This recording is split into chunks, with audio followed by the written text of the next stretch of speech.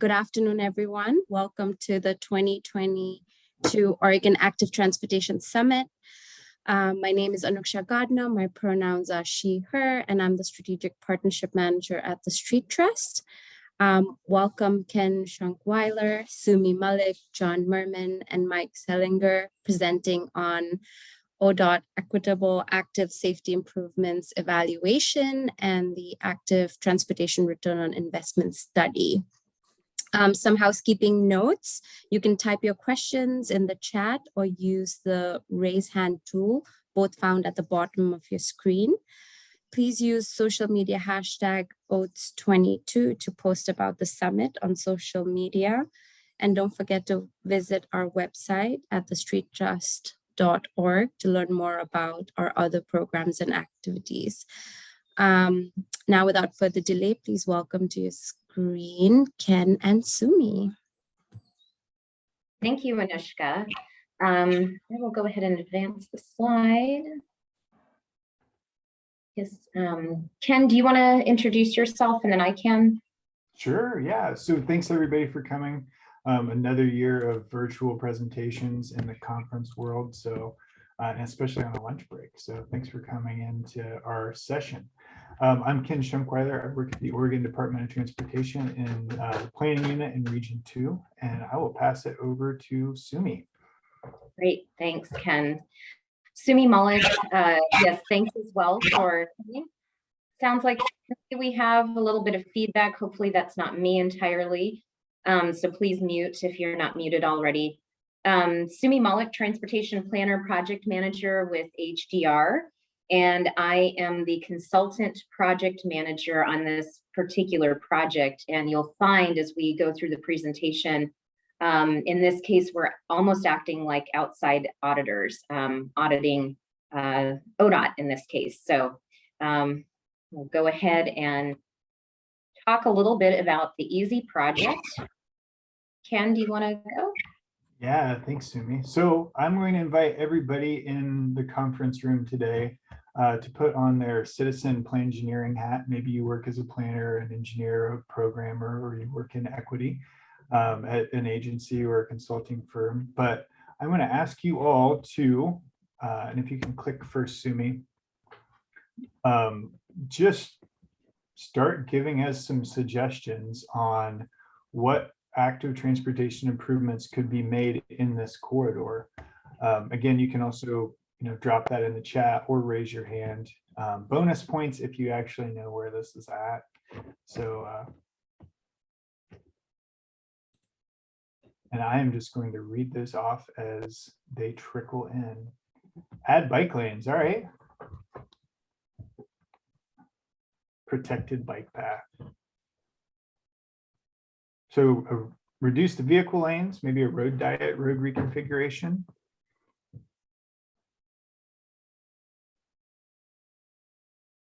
So wider sidewalks, flashing beacons for pedestrians, floating bus islands. These are all awesome suggestions. Remove the sign poles from the middle of the sidewalk so mobility devices can use them. That is a great one. So some access management comments, signage on the sidewalk paths, and remove the lanes. All right, we're getting some great suggestions here on the road diet front. Add a landscape buffer. So these are all awesome. Now I would like to ask you all, out of some of those, you can re-enter those in the chat, but which of those improvements are easily implementable? As in, we could do those as an agency within a year or a year and a half and actually get them designed and constructed on the ground.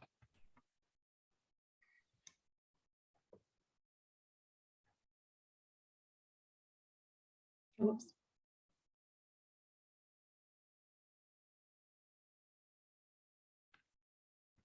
Okay, so Kathy, with the crosswalk improvements, so the lane reduction and bike lanes fit between the curbs. That's a great comment from Rhea.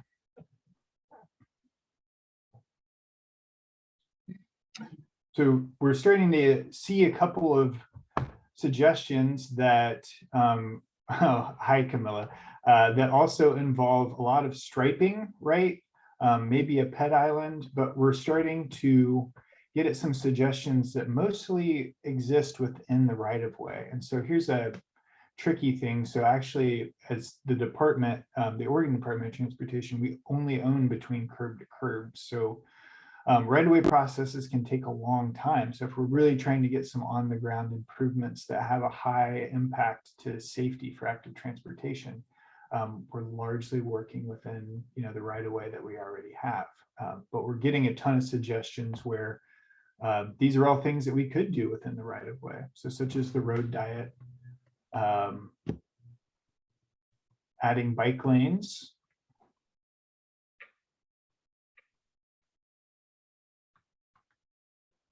pet islands, paint and post implementation. So bike lanes, concrete barriers, something to physically protect and separate that bike lane. Right, so we kind of, from the second question, we've narrowed down our list. And so last but not least, how can we incorporate social equity into that potential project? So taking a spin, moving from the infrastructure part, and just how can we better involve our citizens from a social equity perspective in that project?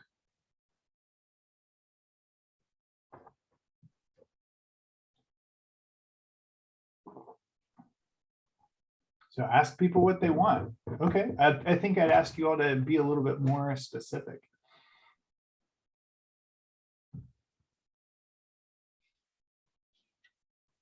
Hold a walk audit with the hotel workers, right? So go to farmers markets and take surveys. These are all great suggestions. Getting some themes on basically engage the community. That seems to be the main topic.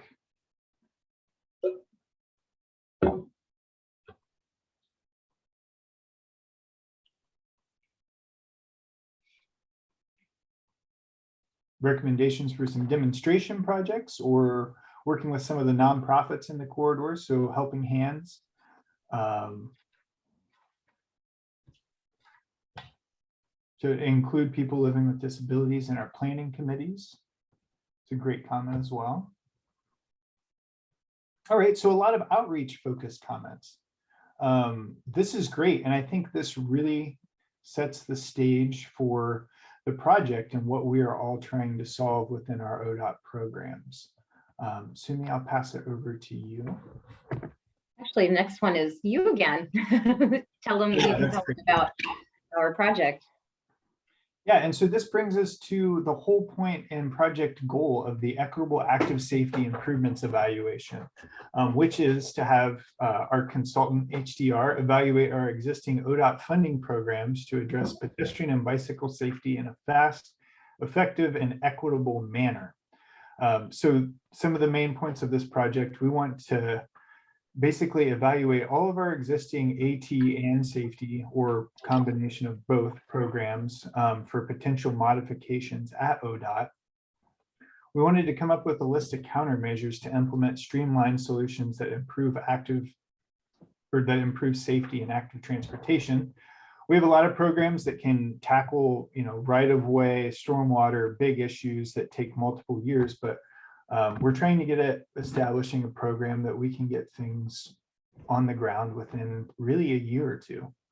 The next aspect of this project, we want to incorporate social equity, both at a project level engagement perspective, and then also at a programmatic level too. So making some improvements to our programs on how we prioritize from a social equity aspect. And then last but not least, so focus on some promising practices from state DOTs and FHWA on data practices and programming. So we held a couple of peer reviews where we discussed these promising practices and kind of learned from other state DOTs on what they're doing, what their limitations are, and how they've been able to tackle similar questions when they've tried to improve their programs from these lenses as well. Okay, so Ken mentioned a little bit about the goal, and we took that a little bit further and developed a project goal statement in which there is an actual call to action, because we definitely are seeing urgency to solving the goals, or addressing the goals of easy. And the call to action states, now is the time for action. The Oregon transportation system is not working for everyone. Severe crashes involving people walking and bicycling are happening too often, and they are disproportionately located in low-income BIPOC communities. The EASY project will reduce the frequency and severity of crashes involving people walking and bicycling, and will prioritize social equity in its solutions on the transportation system. And the reason why we know this is, if you take a look at the graph on the right, this is work that that ODOT did internally, but there is a disproportionately high number of pedestrian fatalities in communities that are low income and BIPOC. And so, so we have that evidence, and that is something that we want to change that disparity and change that outcome. So, some of the goals, or actually the goals Ken went over, that we want to focus on active transportation. Why active transportation? Because ultimately we want to make the transportation system more affordable for everybody. Personal vehicle ownership is expensive, and can drive up household costs. And so a more overall, a more multimodal transportation system is more affordable and accessible for a greater number of people. We also want something that's quickly implementable, as Ken mentioned, 1 to 2 years. And so what kinds of solutions are really feasible within that 1 to 2 year timeline? As Ken pointed out in the exercise previously, if we're talking about work that needs to be done at the edge of right of way, and there are stormwater considerations, et cetera, then that certainly would elongate the timeline. And then social equity being prioritized. There are tensions between all of these goals. When Ken went through the exercise, we heard a lot about outreach. And outreach is certainly important, but does that lives in tension somewhat with quickly implementable? And especially, and so is it appropriate to do perhaps at a programmatic level? Are there other ways that we can prioritize social equity, such as using equity lenses, other tools that we have to help advance social equity and the outcomes that also allow for quicker implementation along that 1 to 2 year timeline? Ken, do you want to talk about these? Yeah, thank you. And so basically what we did from that goal statement, we honed in on several countermeasure areas where we can pull from infrastructure improvements that have proven safety countermeasures, and that we can have basically a menu of options when we look at a corridor that gets selected for an easy programmatic improvement. So these things often have a safe system lens to them as well. So they involve managing speeds in the corridor, or looking for ways that we can examine speed limit reductions or speed feedback sign installations. Illumination improvements are a major component, because providing safe visibility for users in the corridor, both from a walking, biking perspective, and then also just from being seen from vehicles, can reduce those potential conflicts as well. It also covers things such as reflectors and delineators, things that we can put inside of the right of way. Some signal improvements. So this might involve leading pedestrian intervals, no right turns on reds, extending pedestrian crossing phases, and then other types of signal improvements as well. Striping changes. A lot of people just were very enthusiastic about the road reconfiguration, and we are too on that corridor in US 30 in Astoria. And then a lane reallocation, possibly from those striping changes, to either add bike lanes or buffers are a great way to just provide access for other modes in the corridor. Things that may not have potential countermeasures, but really are beneficial, such as wayfinding for people walking and biking, for those who may be new to the corridor, can be a potential improvement as well. And then along that same line, vegetation removal and other maintenance efforts. On the western side of Oregon, our vegetation grows in our landscape buffers typically quicker than we can get at it and can potentially block the sidewalk. This is not necessarily covering the removal of street tree aspects in the corridor, but more just making it accessible from a vegetation perspective and maintaining it. And then last but not least, improving those first and last mile connections to transit, some school zone infrastructure installation, and then other programmatic solutions such as outreach and education for drivers that might use the corridor in the future.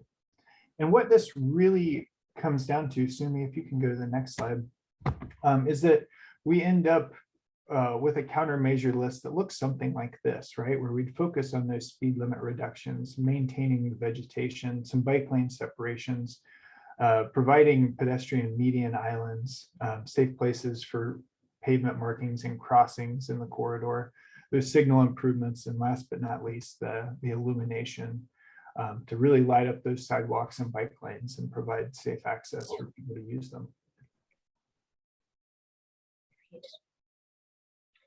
So now we're going to talk a little bit about, as we mentioned, we had a workshop with other DOTs and FHWA to understand what our peer DOTs doing in this arena. And I'll just say the reason why it's really important to reach out to other DOTs is other DOTs also deal with the really varied landscapes between urban, rural, exurban, suburban, et cetera, that is inherent with a statewide program. And so for that reason, we thought that they were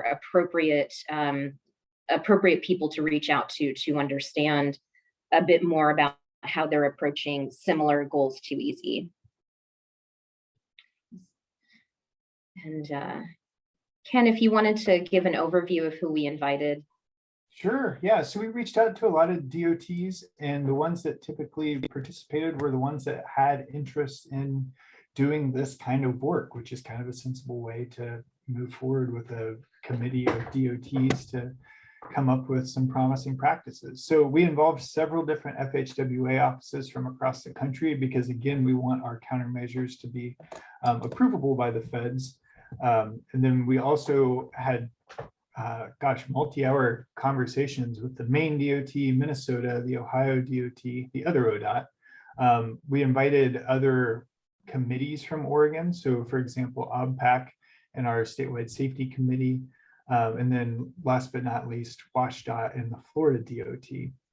And then we had also a wide array of positions that were represented. So all the way from our division administrators at various agencies, directors of planning, and then active transportation staff, traffic safety engineers, and then strategic investment managers. So a few key takeaways that we got from those peer DOT exchanges.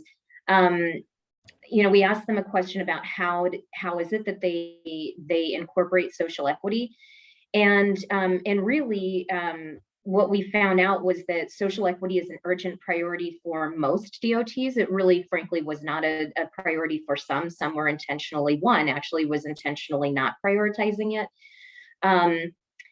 However, they're all just beginning they're all trying to figure out what social equity means and how to actually operationalize it. So when we talk about social equity, it exists along two dimensions. There's sort of the process side, which is the outreach side, but then there's also the outcome side. How is it that we actually change and move the needle when it comes to the experiences of low-income BIPOC, those who are living with disabilities, those who are elderly or young, and other types of populations that experience some sort of transportation vulnerability. So that, and that's really what that is to a large degree what EASY is about, is how do we operationalize equity. And so several DOTs have developed tools to incorporate social equity in their active transportation and safety programs, spatial analysis tools, equity lenses. We know that is a very useful tool. Equity related criteria that help discern, is a given project, simply because it may be in a community where people are experiencing low income and are perhaps majority BIPOC, that doesn't necessarily mean that it's an equitable project. So substantively, what constitutes an equitable project? Narrative descriptions on elements, because of course everything is not borne out by numbers, and qualitative data are just as important. And then one example that is worth highlighting is that WashDOT has developed an equity by design process framework that helps, it helps illustrate what types of solutions are considered to be equitable solutions. Some other key takeaways is focus on state funds where DOTs have more flexibility. Those funds that have federal attachments or federal guidelines and requirements are more difficult to adapt. Utilize a safe system approach. Speed reduction programs were popular. Focus on high crash corridors, so identifying, and again, to try to get to something that's quick, identifying those high crash corridors, so every time you're not starting from scratch and saying, what within the state should we be approaching. And streamlining contracting, having intergovernmental agreements as an example with local agencies, or having sort of turnkey type of contracts with specific contractors. Ideally, those that perhaps are disadvantaged business enterprises. And then also piloting projects, doing a try before you buy type of approach has been helpful to some. And then thanks, Sumi. Ken, if you want to talk about that, yeah.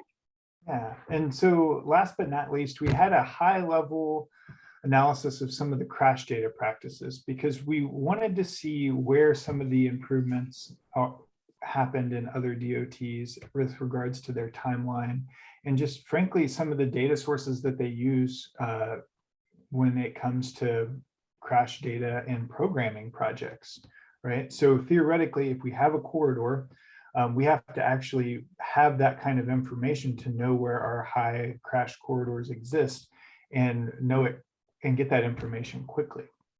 And so what we found out was really astonishing. So most DOTs received their complete crash data in less than a year, some with even a month. So these are states that typically have electronic crash reporting, some streamlined data transfer, which means that there's just fewer agencies involved in the handoff of crash data. They're recording fewer data elements. This is a tricky one for a lot of folks on the engineering side, and especially the planning side as well, because we like to have all of the information that we can to make assessments, but pulling that information together for each crash is also a very time-consuming process to go through. And then last but not least, so less or no consideration of self-reported crashes. So in Oregon, about 50% of our crashes each year are self-reported. And that kind of information really is just all over the place, right? When you think about citizen-reported crashes versus ones that are actually filled out by somebody who's trained to write a police report. And so eliminating those from the considerations, and again, the threshold in Oregon is $2,500 right now for damage, which means pretty much any kind of serious injury or fatal crash is not counted in those self-reported crashes. These are just minor factors, things typically tied to maybe some congestion related crashes. But some other just fun stuff that we learned from the data front involved how other DOTs were using near-miss data gathering. It's becoming more common. We have a couple of pilots in Oregon to actually have cameras out and collect near-miss data. The Florida Department of Transportation has been forefront in getting a lot of this information and kind of sharing some tactics with us as well, so we can bring this into a more common practice at ODOT. Other agencies are starting to look at more risk level data, such as our NCHRP 893 ped bike crash risk factors. So again, just focusing on some trends that other agencies are looking at as well. And then we're constantly talking about how you can incorporate race and crash data from a social equity perspective. And it seems like a lot of DOTs are approaching it from the standpoint that we are, using a social equity lens, or just using the fatal FARS data by the end of the year to get some of that information so we can prioritize it from a social equity perspective. And I'll go through this pretty quickly because we've only got about 5 minutes left in our time allotted. And Anushka, I'll look for your guidance to help with the Q&A if we just hold that to the end of both presentations, or if we try to squeeze in some now. But so some of the programs that we looked at were the programs that are listed here. And the reason why we focused on these programs is primarily because they're state funded, and because they have some sort of nexus, they have some kind of a relationship already with the EASY goal. And so these are the ones that we took a look at. I'll put a bright line between all of the programs that are listed, minus the Transportation Safety Office program, which is one that is focused more on outreach insofar that it publicizes publicizes information and provides marketing collateral. It is not an infrastructure program. So some initial takeaways: state programs definitely have more flexibility. Safe routes to school. Leanne Ferguson, who leads that program, the rapid response program, she's gone through a year process with a subcommittee to develop strong equity related criteria that could serve as better practices for the rest of the agency, and certainly for an EASY program. Making use of existing countermeasures that programs are already using certainly seems like it is definitely a much easier sort of decision-making process. And then also programs can tend to leverage their funds by adding on to or serving as local match for a larger project. However, we start to think about what's equitable. It likely is going to lead us down the path of more standalone projects, which are going to be more expensive to deliver, because if we're simply attaching them to larger projects that may or may not have an explicit social equity goal, and one can argue that they all ought to. But if we attach dollars to larger projects, then they may not be equitable. And so if we kind of try to move the needle more towards equitable projects, they may be more expensive to deliver because they're standalone. Some improvements can be universal to any of the programs that we mentioned. They all could better utilize a social equity index, and we'll talk a little bit in a moment about which ones. Utilize goal statements, the goal statement as a implementation lens. Seek programmatic approvals, define priority corridors, and streamline contracting. And I guess I would also say on the social equity front, moving from language that is like consider to must, having specific metrics attached, and so making that type of language much stronger, and that could be a universal improvement as well. So hopefully this is legible for you all. I honestly don't know how to increase the font or the scale on Zoom. Otherwise, I would mention it. But here is the results of our evaluation.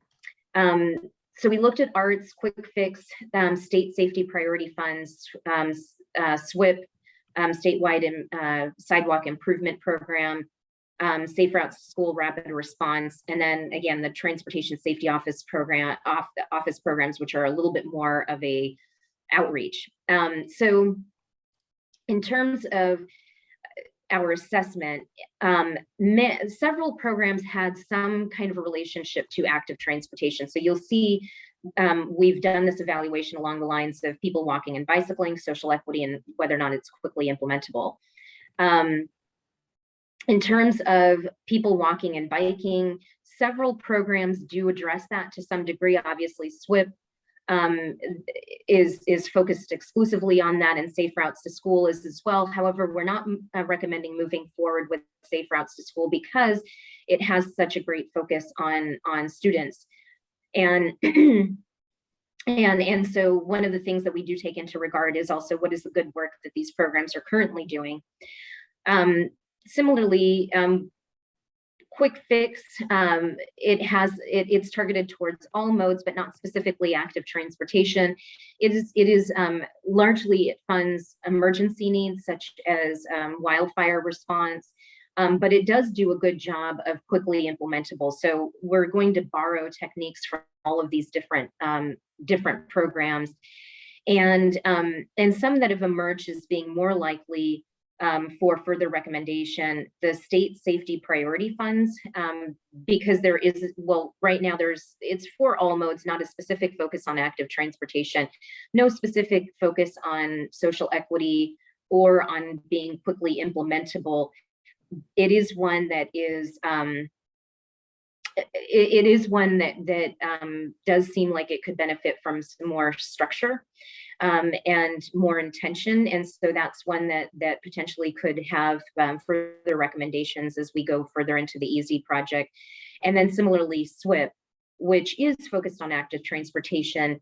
And then there's an acronym here, TDI, that is one of the equity lenses that ODOT uses. It stands for Transportation Disadvantaged Index. We've made a recommendation that name be changed because transportation disadvantage can be considered a pejorative term. It certainly puts the onus of that quote unquote disadvantage on the individual, or it could imply that it's an individual issue, whereas really a collective response is required. And so we've made, and within the area of social equity, language really matters because we're trying to rebuild trust. And so having terms that are like transportation disadvantage really doesn't necessarily advance the redress that we want to take place in this area. So we've honed in on a couple of potential programs that could be augmented or adjusted moving forward for the EASY goal, and certainly can answer more questions about this later, but want to honor the time that we're bleeding into here. Ken, do you want to wrap us up? Yeah, very quickly. So our next steps, right? So we're like 3/4 of the way through this project. We're working internally at ODOT to develop a delivery plan for this because, as most people know, our delivery system is very detailed right now. And so we're trying to come up with something that can adjust to that quick turnaround implementation aspect.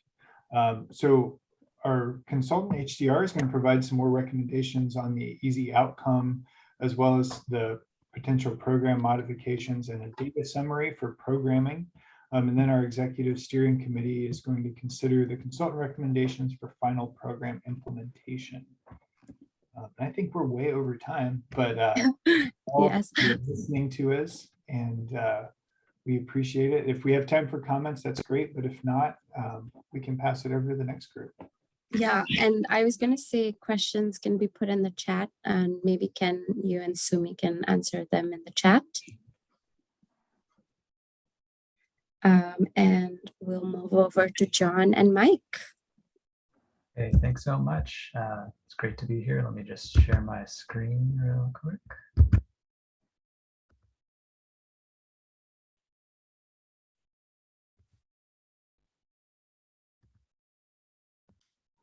Okay, so my name is John. I was gonna Mhm. quickly remind you, we may have someone with impaired vision in the audience. So to describe the slides, if you have very detailed slides on the screen for us, if you could do that, please, and thank you. Thank you for acknowledging that. My name is John Merman. I'm a transportation planner with our regional government, Metro. I've been Metro's project project manager for the Active Transportation Return on Investment study, and I use he, him pronouns.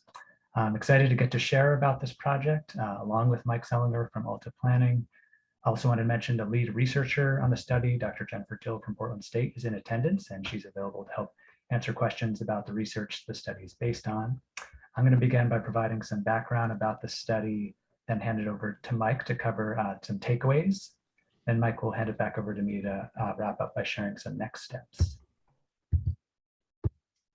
So this study, where did it come from? Some background, a decision was made by regional leaders to fund this study in the spring of 2018.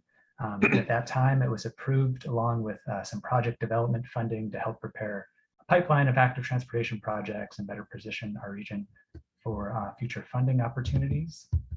The purpose of the study is really to help inform the region on the benefits of active transportation projects that we've been funding over the last several decades. We hope that this study will inform future policy and decision-making, such as our regional flexible funding allocations, which we do every 2 years, where we're distributing federal dollars that come into the region to projects all around the region, and also to help influence our regional transportation plan updates, which we do every 5 years. Heading into the study, we intuitively understood the benefits of biking and walking projects for a wide variety of benefits, such as safety, health, and the environment, and also had a sense they do help businesses out, but wanted to kind of refine our understanding of that economic and business piece of the equation. We worked with Portland State University to complete the technical research study in 2020. And then we worked with Alta Planning and Lara Media to help tell the story, to develop a final report with graphics and qualitative case studies to help communicate the findings. So a little more overview of the study. As I mentioned, PSU led the research. We looked at 12 what we called catalyst projects. These were retrofitting commercial streets with pedestrian-friendly treatments to help kind of catalyze business in those areas. All the projects that were studied were completed in the decade between 2006 and 2016, and all were funded through our regional flexible funding allocations that I mentioned previously. Then a little bit about the geography of where the projects were located. You can see we looked at projects all over the region in Clackamas County, Multnomah County, Washington County, and again, all projects that were built in that 10 years between 2006 and 2016. Now I'm going to hand it over to my colleague, Mike Sellinger at Alta, who was the project manager for the phase 2 of the project, to share some key takeaways from the study. Great, thanks, John. So as you mentioned, my name is Mike Sellinger. I'm a planner with Alta Planning and Design, and worked with Metro and Lara Media to help synthesize the results of PSU's research. So I kind of want to start just with the conclusion of everything and kind of at the end. As John mentioned, there's a good understanding. I think most people at this conference understand there are many different benefits of active transportation investments. Certainly getting people more physically active can help with health outcomes and getting people out of their cars with emissions reductions and better infrastructure to improve safety. But less is kind of known about the direct economic benefits, particularly around economic activity that comes with active transportation investments. So this study was really designed to look at what are those impacts on 2 specific sectors in the economy and those were food and retail spending. Next slide, please, John. The first real takeaway from the research was that there were positive economic impacts in those 2 sectors for most of the projects. For 75% of the locations we looked at, there were measurable economic gains in either one or both of those retail sectors. And this work was conducted, or the projects were all built well before the pandemic, and the evaluation also occurred before, but we were really thinking about the research in the context of the pandemic, and particularly around those 2 sectors that were some of the hardest hit when things initially took over. So I think, a real key takeaway is that seeing that active transportation investments can boost food and retail spending. This is a great way for communities to help those sectors and small businesses come out of the pandemic and help improve economic outcomes. And as I mentioned, 75% of the study locations were shown to have positive gains. Next slide, please. Another really, I think, key takeaway from this is that these investments work in all different shapes and sizes and across a large variety of contexts. First, the projects we looked at varied from a few blocks or a quarter mile up to longer corridor projects around a couple miles. And there were positive impacts at both of those scales, in the small scales and at the larger scales. And then perhaps more importantly, there were also positive effects in very different land use contexts. So I think it's one thing for people to say, oh, that's just in Portland, perhaps that in, yeah, active transportation investments make sense there. But we found these same effects in the projects across the region in much smaller communities. And in fact, in the ones outside of Portland, actually 80% of those projects found positive effects. So you performed a little bit better than within the city limits. Next slide, please. Another key takeaway is this idea of the multiplier effect. And all the projects were in community town centers identified by Metro as and it's a key part of our regional planning efforts and where we want investment directed. So often in these project areas, there were complementary investments, things like light rail or transit-oriented development. And in those projects, not surprisingly, when there were multiple different investments to really help make an area walkable, it was more likely to see those economic benefits. And then finally, the last key takeaway I want to talk about is just setting projects up for success, or how do we get projects, how do we help projects maximize these benefits? And one way to kind of look at that was look at the flip side. Let's look at the 25% of projects that didn't see measurable economic gains in the food and retail sectors. And they tended to have a common attribute is that they were along high-speed arterials or in areas with higher traffic volumes and higher traffic speeds. So I think the takeaway from that, at least for me, is that these investments, which pedestrian improvements, often crossings and sidewalks, are not enough in of themselves to overcome those very auto-oriented environments. So I think that's where we can kind of look at that full set of countermeasures that Ken and Sumi were talking about. If you really want to set projects up for success, it can't just be those minor improvements, but it's really got to change the entire environment. So that could mean changing the number of lanes and things like speed reduction as well. So here's a table that shows the 12 projects listed out, and if they had positive or negative effects in the two industries that were looked at, that's the retail industry and the food industry. The dots that are shown in blue had positive effects. Darker blue, the more positive the effects. And then you can see there were two locations that had an industry that did have some negative effects without positive effects. And again, those tended to be those areas along higher speed arterials.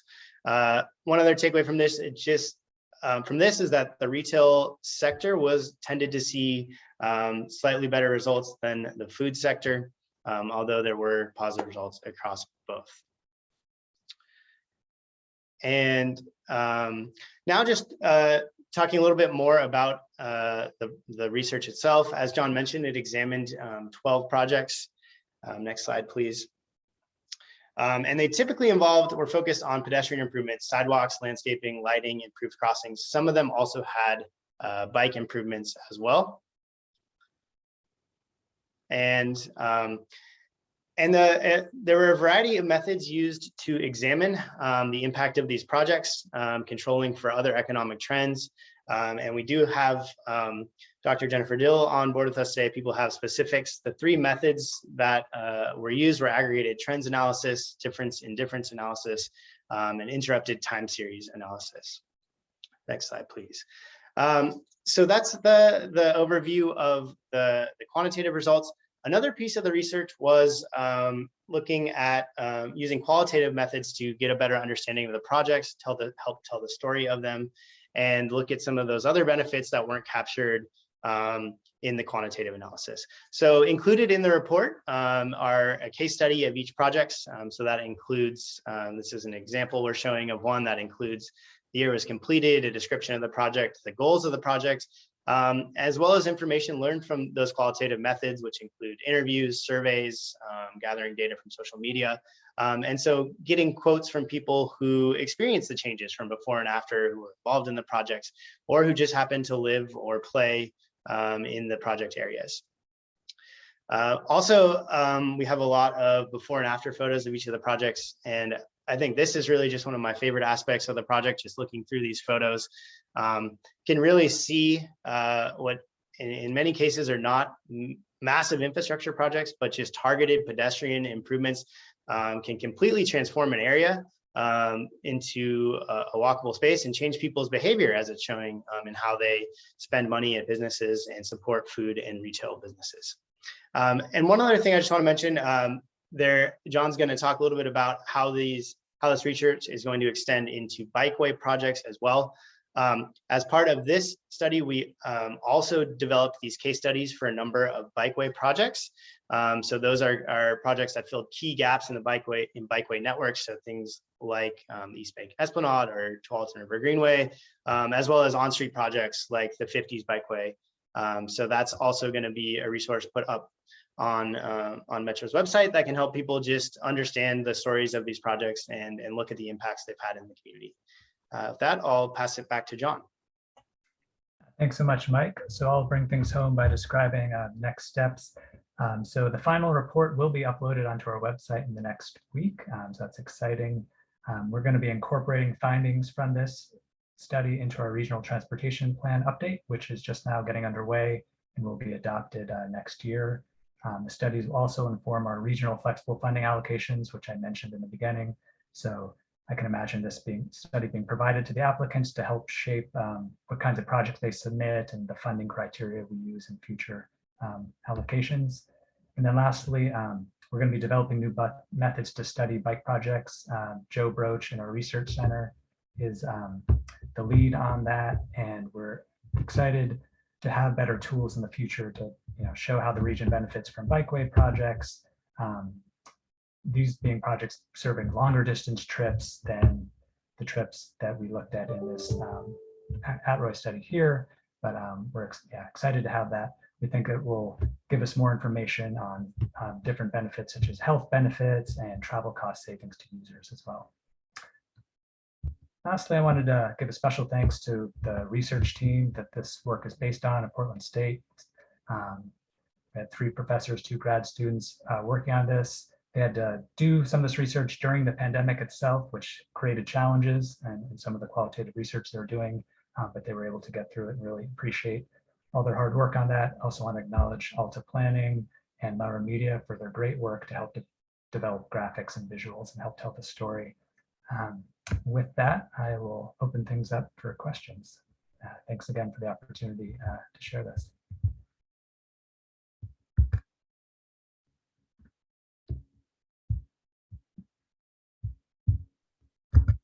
You can either type your questions in the chat or just unmute yourself and ask the presenters.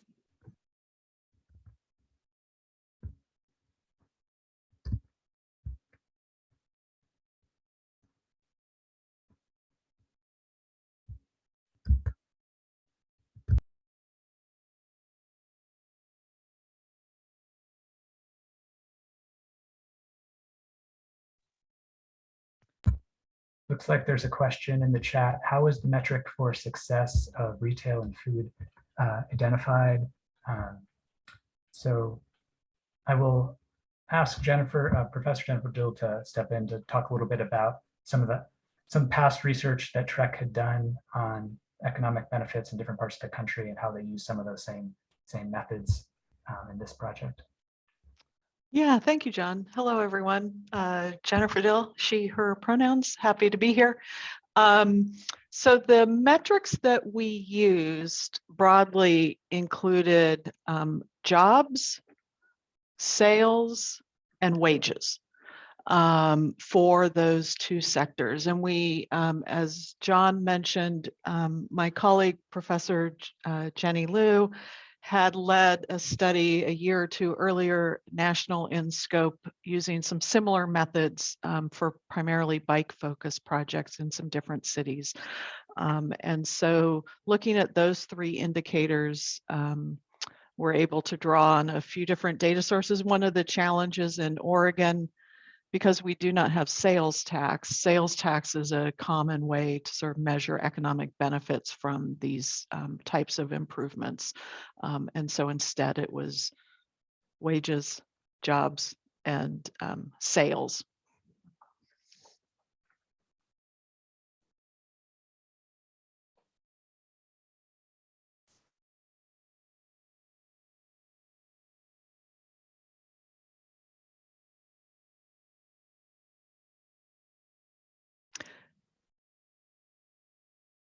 And John, do you have a website yet to put in the chat for where this would be posted? Yes, I can add the website to the chat. And the final report is not up there yet, but the PSU technical studies there and a fact sheet about the project. But yeah, it should be in the next week. We'll have the new, it's basically just been completed as of last night. We're going to do one final fatal flaw review of it and then get it up there in the next week. So I will add that website in the chat.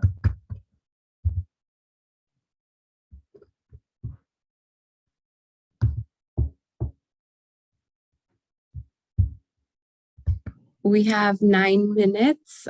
So any questions you have for, I think, yeah. So any questions for Ken, Sumi, Mike, John, and Dr. Dill, please ask them now. While we wait for a question, one thing I just will point out, I got to preview some of Joe Broach's research around the bikeways. And I think a really exciting aspect of it is being able to use Metro's regional travel demand model, which includes biking activity, and to look at how, when you close these really important gaps in the network, that can change activity across the region. So we can look at how those benefits ripple out, not just to the people who are directly near that bikeway, but it can really see the transportation impacts across the region. So something I'm really looking forward to seeing more about.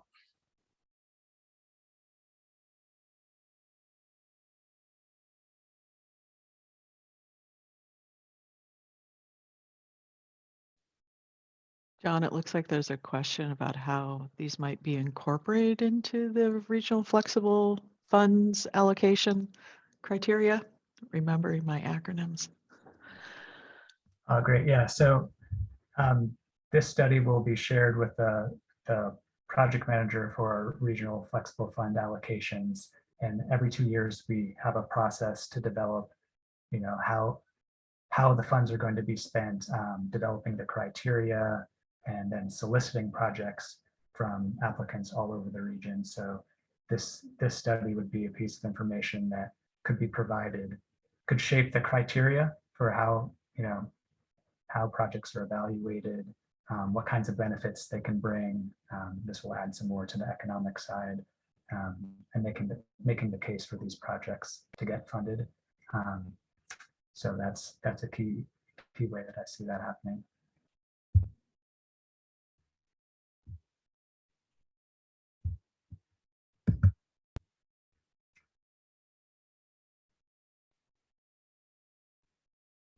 Yeah, there was another comment. I also found the data interesting that the more auto-oriented an area, the less return on investment from improvements. Yeah, that is an interesting finding, an interesting takeaway. It seems like, yeah, it does play a big role in the business conditions. And it's not to say that improvements in those areas aren't valuable, because they still do really benefit safety. They can really help people cross the street a lot easier and more safely. And even if they're not having those business impacts, they're still important for other reasons. It's good to acknowledge. But if we want to have this full range of benefits and improve the business environment, more needs to be done on those higher speed volume routes to reduce the speeds and volumes of the cars. Another question is, do you have people living with disabilities included in your project teams? For the Atroy study, not on our core project team, just it was just a couple of planning staff and our consultants and our researchers. But I can't speak to the ODOT study.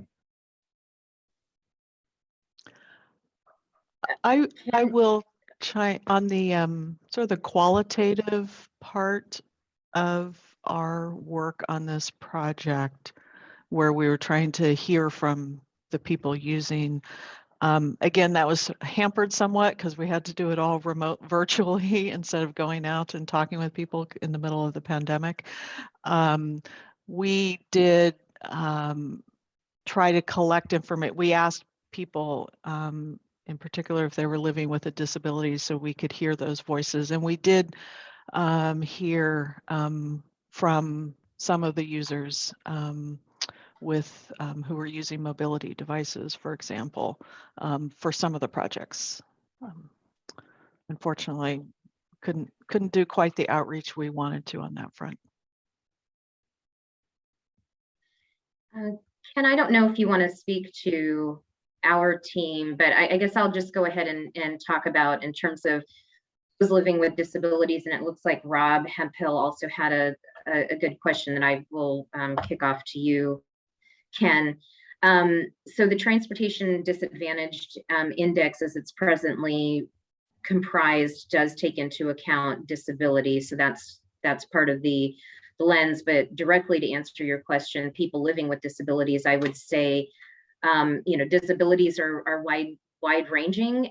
We actually do have somebody, there are sort of ADA kind of, rules around disclosing that information about coworkers that actually make that a little bit difficult to discern. I can speak, and I see Jennifer nodding her head. I can speak for myself. My father, towards the end of his life, was wheelchair bound. I definitely had that experience for a number of years. I was temporarily disabled from disability. Again, it can be mental, physical, in numerous ways. So that is a fairly broad category. We could likely do better, but there are some disclosure laws that and privacy laws that govern in this area when talking about coworkers and project teams that we need to be sensitive about as well. And I don't know, Ken, if you want to answer that question. I think you answered it really well, Sumi. I agree with what you said. Typically, where we get a lot of our one-on-one feedback from people living with disabilities in the advocacy realm is done in the planning realm. And that's what we use to kind of influence our project design and some of the outreach. We might end up getting feedback from on the project development side. The transit agencies actually have been some of our best ways to do that and use some of their user surveys. Those are a few, but yeah, it's kind of a broad ranging question that I would have trouble answering as well. And then to Rob's question on the impact of operations and maintenance, that is forefront of the conversation at ODOT because our maintenance budgets have been dwindling even before inflation started to occur, really for the last decade. And so it's something that we really have to work with our maintenance staff, because the thing that we want to avoid is that we get some features out on the ground that we can't actually maintain or keep up to date. And then they just fall into disrepair. It's what falls mostly around the conversation on temporary installations as well too, just because if those do get hit by a vehicle or an intoxicated driver, or who knows, it's very difficult to get out there and get those reinstalled in a quick fashion as opposed to an actual curb. I'll add one thing on that topic of sort of the maintenance, because there were some projects that we evaluated that have been in place for longer amounts of time, where you could literally see the wear and tear. So particularly some like crosswalk treatments that were not actual brick, but materials that are made to look like brick that had obviously worn down over the years. And so we would suspect that those things have less of an effect on activity, pedestrian activity in an area if they aren't maintained. Though it was hard for us at the scale we were doing things to sort of make a link between the maintenance and a lack or lower levels of retail activity, et cetera. So, but it is something I think people should consider. I understand the need to use lower cost materials to bring down project costs, but if in the long run, your lovely crossing only looks lovely for a couple of years and you can see that on Google Street View over time, then I don't know how much it's worth doing. Right.